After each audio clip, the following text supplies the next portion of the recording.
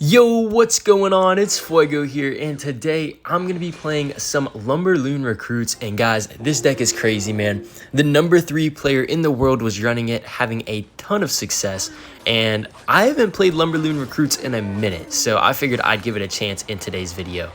We're starting the video off against Mini Chris, and we see the Pekka come down early. We do have the Fisherman in hand if need be, but I think we're going to try our best to get some goblins from these guards. Yeah, this is looking like a great start already. Opponent spends a lot, and if I'm starting to figure out his deck a little bit, I think he's running the Pekka Goblin Giant deck is what it's looking like. And the nice thing about facing that deck is that most of the time, it doesn't run great air support, and if it does, they only run like an E-Wiz or something. So let's see here. Let's protect our Fisherman a little bit. I don't want it to get pulled just yet. He's going to get a fair bit of damage, but this counter push is going to be insane. Let's go Balloon. I mean, if he doesn't have an E-Wiz, then he's in trouble. So let's see what he goes for here. And yeah, look at that, man. We don't see an E-Wiz. He goes for the Lightning, but we still get a Balloon shot with the death damage. That's an free 1,000 damage off our opponent's tower to start off this match. Beautiful, beautiful stuff. And even though our opponent is in the damage lead, we have damage in both lanes. And if you know anything about recruits decks, that is the exact situation that you want to be in. So very, very good start. We do need to watch out because, yep, exactly what I was thinking. Mini Chris has both of his Evos coming up, so that is definitely something to watch out for. I feel like he wants to go for his guards. No, okay, he goes for the Bomber. I'm going to Goblin Curse the guards anyway. And we'll get some free goblins there. That's always nice. And recruits should get some charge damage on the right. Amazing, okay. The question is, how do we defend this, man? Evo Pekka is a very scary card to defend, that is for sure. Let's actually pull this Goblin Giant over to the opposite lane, and then I'm going to recruits on defense. Yo, hold on. That might be a very, very clean defense right there, and I think we're going to be chilling. Nice. Bomber does not get hit by the arrows. Goblin Giant dies. Pekka's about to die, and we're still looking pretty clean here. All it really takes is one Balloon push, and then it's kind of over for this guy. So let's go Balloon right now.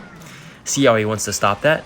We have the Evo Lumberjack as well, man. Just complete insanity. He has to Lightning the Balloon, or else he's just going to lose his whole tower. What does he do? Okay, he decides to go in. He's looking for the tower trade, but I think we might be able to defend here. I'm going to go recruits on defense, arrows, everything as well. Can we stop the Goblin Giant in time? I think we can. Yes, we stopped the Goblin Giant. He still needs 600 damage. I don't know how he's going to get it. Do I defend or do I go in? I think I'm just going to go in because defending the Balloon, he has to spend a Lightning, which is a ton of elixir.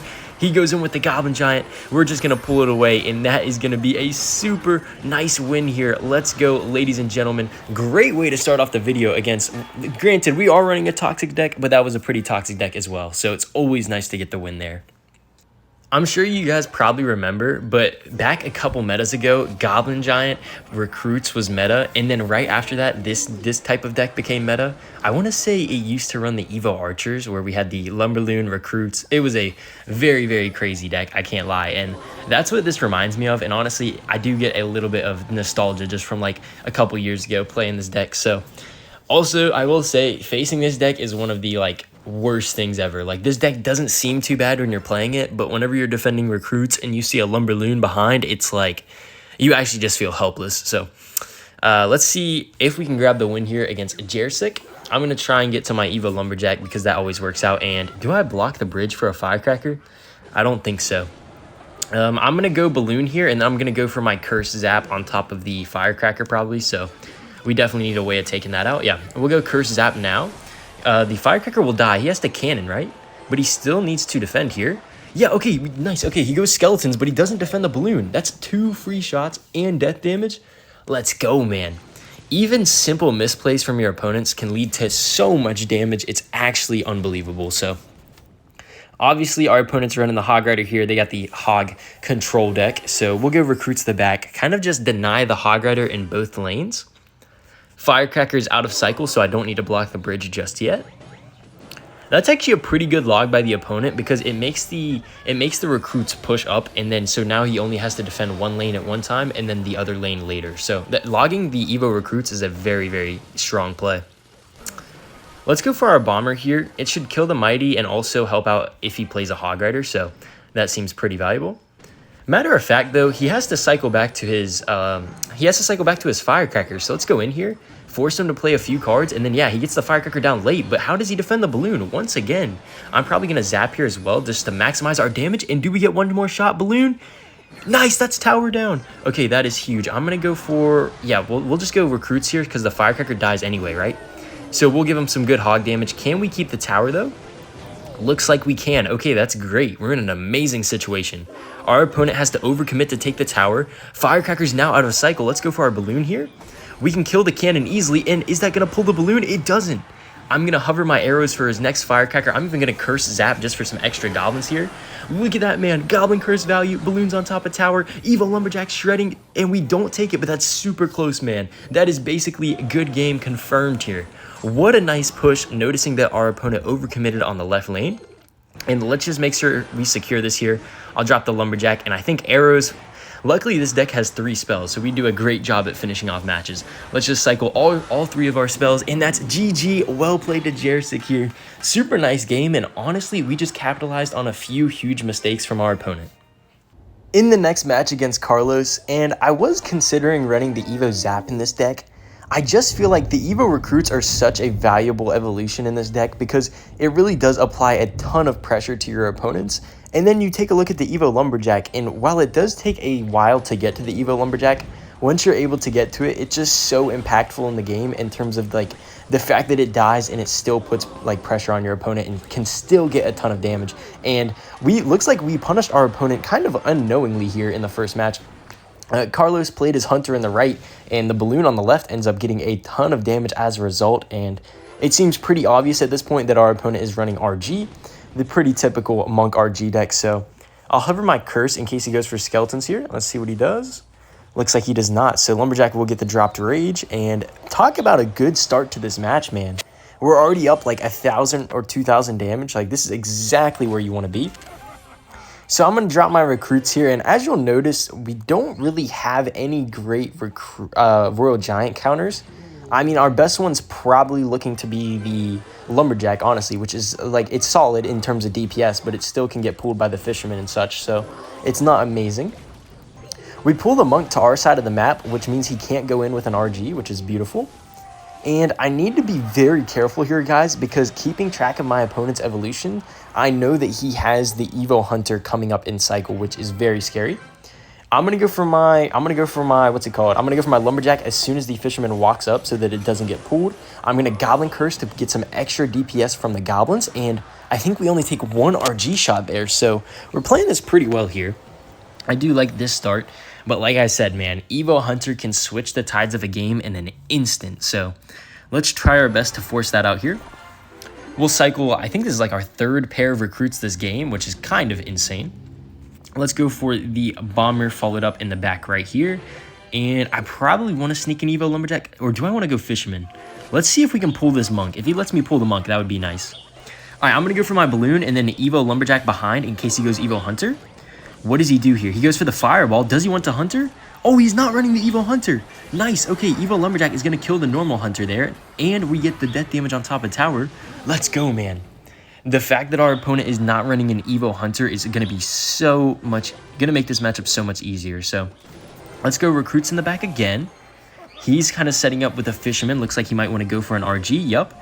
Let's just pull that right to the middle so both of our towers shoot it, and yeah, he's in trouble, man. You can see that he knows how good of a Fisherman it was because he tried to Fireball it, which is already a +1 trade for us. We'll go Balloon on the left, and he's in massive trouble now. I'm going to zap to try and take out this Hunter super quick here, and look at this, man. Recruits on the right, Balloon on the left. How does he stop it? I don't know, and that's tower down, baby. Almost 2 at the same time. GG, well played to Carlos, and that's a super nice win for the 3rd game. In the last match here, and this is the match for Ultimate Champion, guys. And I'm sure as you guys know, whenever it's the last match for any arena or league, you always get a little bit spooked, right? You're always kind of feeling the nerves, so that's kind of what we got going on here. That's kind of the situation. Win or die, right? So I really want to hit Ultimate Champion here, so let's see if we can get it, man. We're starting off, and we see, oh, is this going to be Megaknight? I think there's a good chance that we're seeing Megaknight from our opponent here between the Queen and the Goblin Gang. This deck does struggle a little bit in terms of just taking out Queen. Like, it doesn't have the big spell to really take out the Archer Queen, but you know what? He only gets 1 shot there. So not a great start by any means, but I think we're fine here. Oh, that bandit though, what do we do? Do we ignore it? I think we do, yeah, because I'd have to cycle zap into recruits, which is just not a great play. So let's see. Okay, we can go curse zap though. We're going to be able to take out the bats easily. We have some goblins. How does he defend this? Let's go arrows as well. And oh man, Balloon is 1 pixel away from getting on tower. So well played by the opponent. Good defense. Luckily for us though, we did fix our cycle, so now we should be able to defend his bridge spam a little bit better here. That prince is going to be difficult to defend. We don't have any swarm units outside the recruits, I guess, but luckily Fisherman does reset the charge of the prince, so we're going to be able to pull that right in, and bang, Fisherman gets the job done. So yeah, almost 100% certain this guy's running Megaknight. He's got the Megaknight Prince bridge spam deck here. And let's actually go bomber here. I think this is going to do all right. Oh, zap as well. Bang, take out the bats, and we'll eat 1 bandit dash. So I don't know, man. This guy's slowly getting a lot of chip on our tower, but if we get 1 nice balloon connection, that could be all it takes. So let's go. Let's drop our recruits here. It's going to hit double elixir as well, so we should be able to afford enough for a lumber loon push. I think I might even ignore that gang, honestly. I want to try my best to build up as big of a push as I can. And yeah, I'm just going to push opposite lane of that Megaknight and see if I can take his tower. So let's go balloon here. I do have my Goblin Curse in cycle as well, which is amazing. Let's go Fisherman here. Okay, everything's kind of going to die. I'm going to actually arrows just to make sure that the bandit dies too. Perfect, and that's a ton of damage. Let's go. Okay, that's exactly what we wanted right there, and we have good pressure on the king. I'm going to set up my next lane of recruits because it's pretty evident that this guy struggles with defending the recruits. And oh no, we got a problem now. We got the Goblin Gang plus Megaknight the pocket. Look at the King Tower though. Yo, how much HP? Yo, he's dead to arrows. GG, well played, man. He spammed too hard in the pocket. The King Tower threat was too much to handle, and that's GG's with this deck, man. 1 push was really all it took, and that's how strong Recruits Lumber Loon truly is. But that's going to do it all for this one, guys. So make sure to subscribe if you guys enjoyed, and I'll catch you guys in the next video. Peace out.